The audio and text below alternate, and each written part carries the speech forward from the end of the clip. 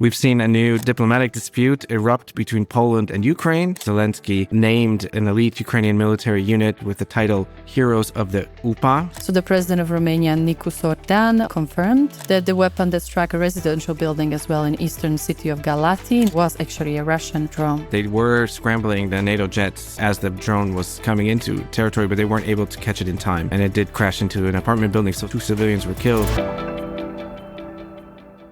Welcome to the Talk Eastern Europe Weekly News Roundup, where each week we discuss the latest news and developments in Central and Eastern Europe. My name is Nina Panikova, and I'm joined by the other co-host, Adam Reichert. Hi, Adam. How have you been, and where are you? Tell us. Hi, Nina, and hello, everybody out there. I'm currently in a village in Germany, about 40 or 50 kilometers in the Spreewald forest. I'm here.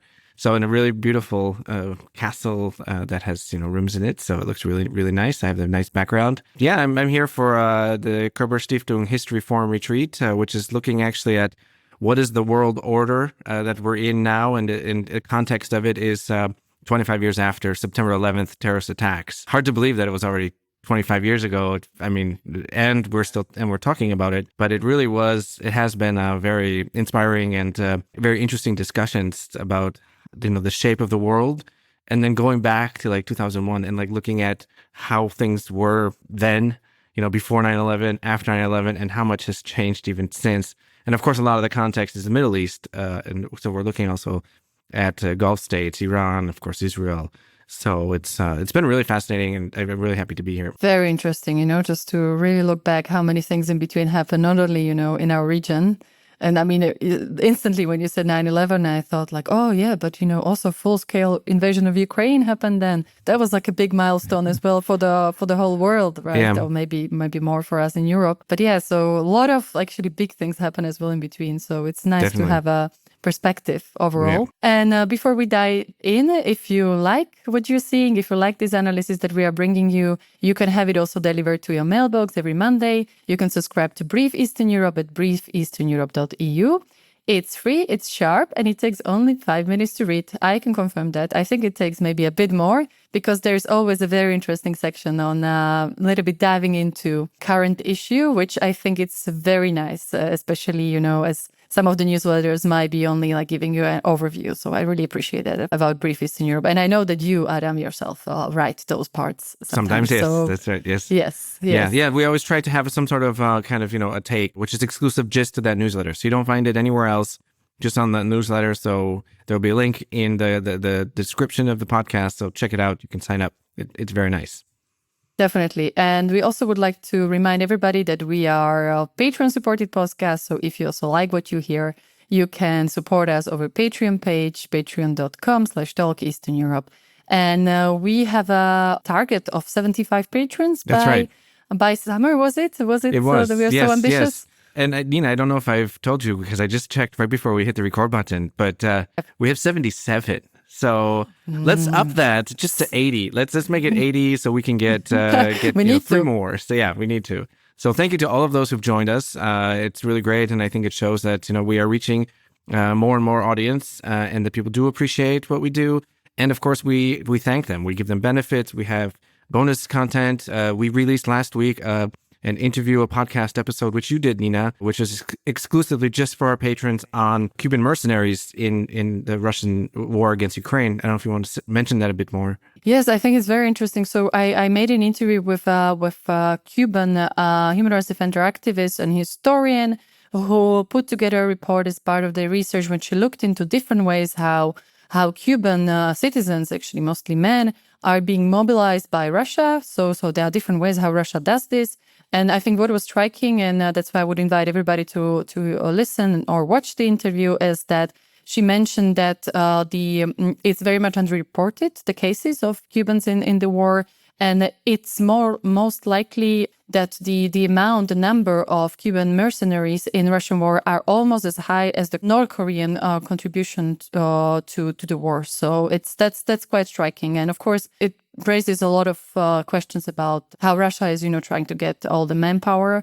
And it kind of builds on the investigations done elsewhere, on Bangladeshi, I think I heard Syrian citizens, but also Pakistani and their participation in the war. So if you want to hear more, you want to hear that interview, become a patron and you get immediate access to that online. But maybe now is a good time for us to jump into the news. What's happening this week, or the first week of June, 2026. We had talked about last week with Alexandra, and I think Nina, you were traveling last week.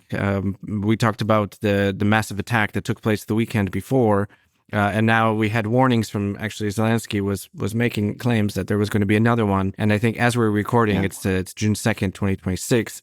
The second massive attack has taken place. I think there were some videos of a missile taking down a full apartment complex, several dead, more injured, in many cities attacked, not just Kyiv. Kyiv, of course, was there. But we're looking at, at least 700 plus drones and missiles and a really large-scale attack again, and just a reminder that this war is taking place and continues to take place, that there is, no real timeline anymore for peace negotiations, and that, and I think also, and we talked about this last week with Alexandra, that the Ukrainian air defenses are slightly weakened now. Yeah, more support is needed, and I think Zelenskyy is already asking for more air defense systems that can help defend against these kind of massive attacks. Yeah, and of course, and I mean, Russia is doing this as well because the war, it's spreading to Russia. Russia inside is being, targeted by Ukraine as well.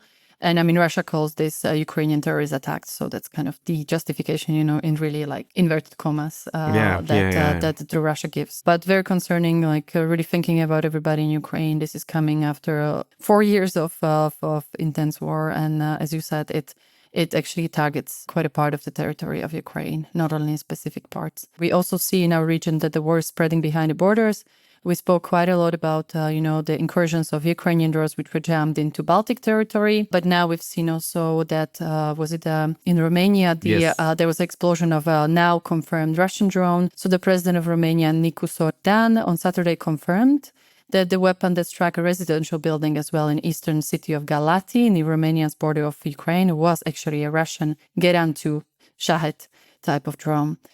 So just to remind that this strike injured 2 people and, of course, drew condemnation of European leaders over the fact that long-range drones are increasingly into NATO territory. So this announcement also follows investigation of the Romanian territories where it was not concluded yet whether this was deliberate attack on Romania or it was, again, error during Moscow's assault on Ukraine. Yeah, I mean, let's wait for an investigation, but this is going to happen more and more. It already has been, as we've already been talking about.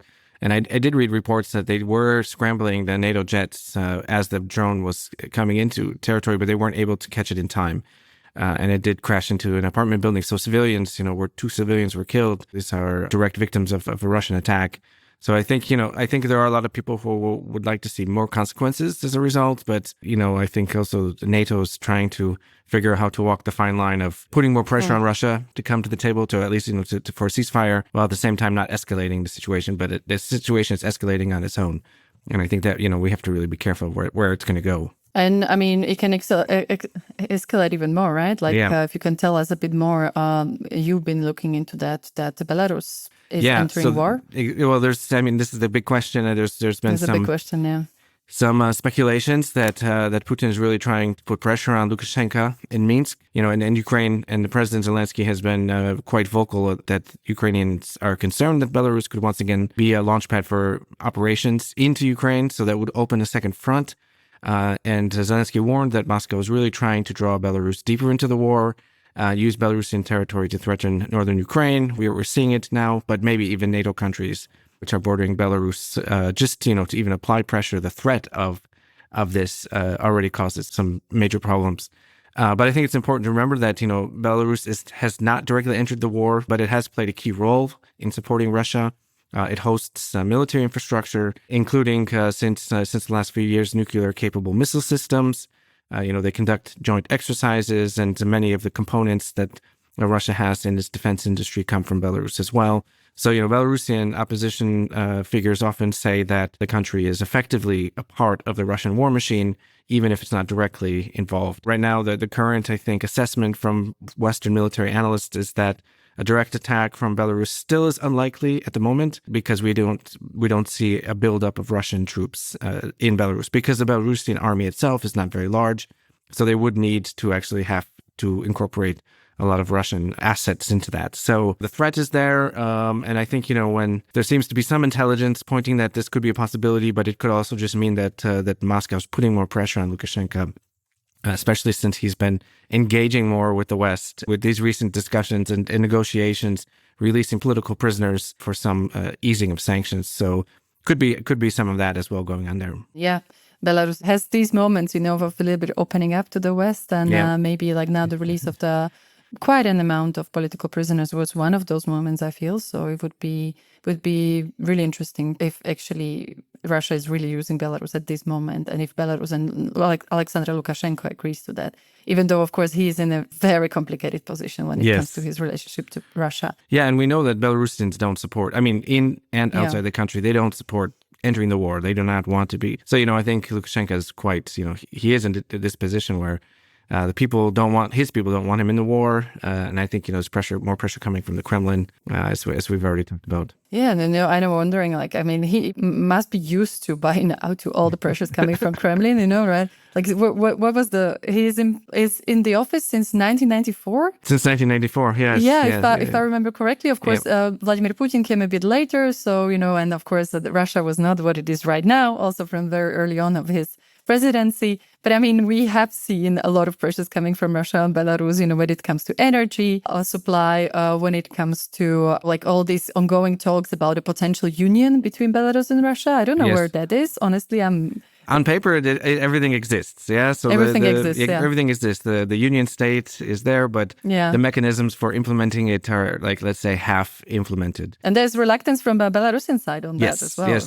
So it's very interesting. Yeah, maybe a catch-up episode on the Belarusian-Russian relationship would be something that would be good to get. Yes, as well.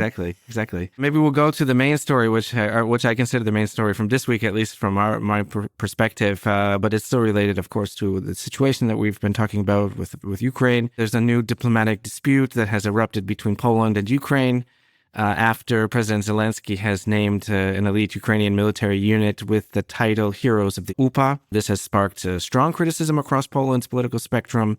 Basically, UPA is the reference to the Ukrainian insurgent army, which is widely remembered here in Poland for wartime massacres of Polish civilians in the Volhynia region. During the Second World War. In Ukraine, UPA is the insurgent army is much more remembered as kind of a liberation army, which was fighting for Ukrainian independence. So you have this kind of different perception of the issue here. But for Poland, it's quite a serious memory conflict and historical conflict, which has not been resolved and has been a part of the Polish-Ukrainian relations, challenging part of Polish-Ukrainian relations since the fall of the Soviet Union. And in different forms it has manifested. But as a result, we have seen that Polish President Nawrocki has basically called for Zelenskyy to be stripped of the highest state honor, which Zelenskyy received in 2023 from the then President Andrzej Duda. And basically, we have a lot of commentaries in the Polish media sphere, especially very critical of this move and feeling very offended that the army unit of Ukraine is being named after this nationalist insurgent army, which has been known for killing Polish people during the Second World War. So it's a big issue. It's important to point out that the Ukrainian Recovery Conference is this month. It's going to be in Gdańsk in Poland. And so that's already kind of putting a dark cloud over the relations and over this event, which is coming real soon. Very interesting, and I think it's a reminder that the Ukrainian-Polish relations were not easy, as we maybe now might remember since the full-scale invasion started, where Poland is actually the ultimate supporter of Ukraine, So I think it's really a reminder that there is history behind, as behind any two countries who share a border and a considerable border, right, as it was. So it's interesting that it's happening right now, of course.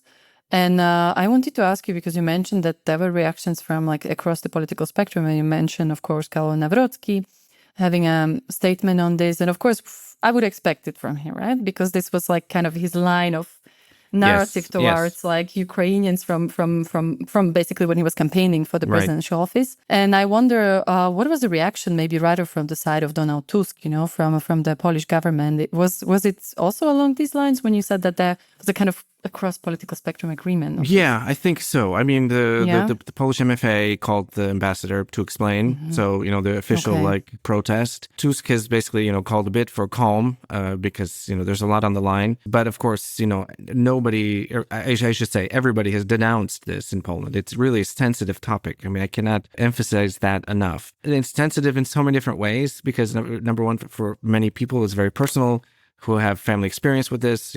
There's still that memory in the family.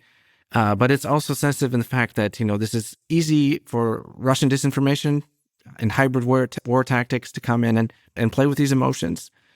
So this doesn't help. And then it's also very important because of just like what you said, that the conflict which is taking place, Ukraine needs allies, and Poland has been its biggest ally before February 2022, but especially since February 2022. And now we have far-right politicians from like the Confederation Party calling for, that Poland should veto Ukraine's EU membership because of this. So there, the implications are quite strong. And I think the perception of like how powerful this issue is in Poland versus like, the Ukrainian side. I mean, I've read many different commentaries and I cannot say because I'm not there. Some have said that, Ukrainians just are ignorant. They don't understand the Polish perspective. Others say that this is, that the Ukrainians are wanting to see how far they can provoke Poland a little bit. I'm not sure that's really the case, but the emotions are very high. And this is not a good time for that. Absolutely. And Ukrainian side hasn't responded officially yet? I mean, I think it's been a lukewarm, response. They haven't retracted, and that was, that would be the expectation. This is part of a maybe broader effort that Kyiv was incorporating nationalist figures and movements into Ukrainians, wartime narrative and the kind of continuous building of national identity. We had these discussions during, I think, since 2014, like even with the Azov, battalion. I mean, previously, like I think there were a lot of controversies as well, and of course there are other figures that Ukraine continues. So Stepan Bandera is very classic, sensitive in Slovakia as well. Like when you exactly like those areas that you also described in Poland, like. Of course, the relations was a bit different during the wartime between Slovakia and Ukraine. But this name is incredibly sensitive in Slovakia. And of course, that feeds into what you mentioned, that kind of like into the Russian propaganda, especially in those spaces, such as Slovakia, which is already a bit more inclined towards that than Poland is. Right. Then we hear Russians, referring to the Ukrainian government as banderites, and that immediately stirs the emotions. And whatever the reasoning behind it, it was poorly calculated move from the presidential administration in Kyiv. It would be good, I think, to try to find ways to repair the damage that this has caused, because this has actually caused real damage, and I think we're still just starting to see the surface of it. Diplomats better get to work. That's what I'm saying. And they do, right? I mean, and Hopefully. They will. Hopefully. And when is the meeting in Gdansk? It's the 24th through the 26th, I believe. Yeah. So each year they have this. I think it's the first year was in Switzerland, and they had it in London, Berlin. I was in Berlin when they had it in Berlin. Last year was in Rome. This year's in Gdansk. Recovery conference. So it's a big event where. I think they just discuss how to help Ukraine. It's really difficult to talk about reconstruction and recovery when the images we see like today. Yeah. But trying to get businesses on board and trying to get the investments and support from private sector, not just governments, to Ukraine. I think that's usually the big aims of these kind of conferences. So we will see until then, like how the diplomatic corpses, from both sides, Poland and Ukraine, will work hard together to find a solution to this. History is sensitive. It's a good reminder of that. Speaking of sensitive history, maybe there's one last topic we want to discuss, which is maybe a follow-up to something we talked about a few weeks ago. That was the resignation of the High Representative in Bosnia and Herzegovina. Yes, so a few weeks ago, we covered on the podcast that the High Representative of Bosnia and Herzegovina, Christian Schmidt, is quitting as an international overseer of the peace deal in Bosnia and Herzegovina. There were also some allegations that came from his side in an interview that he gave to German news agency DPA, that he was quitting because of the immense pressure coming from the United States that he was not expecting. He also admitted that Washington has played a role in this, and then he didn't expect the pressure, as I said. This is just another, example of ongoing influence of the the U.S. administration, on the region that we cover, but especially Western Balkans. And I mean, we might be covering in the future as well the news in other places where, the kind of former or current administration of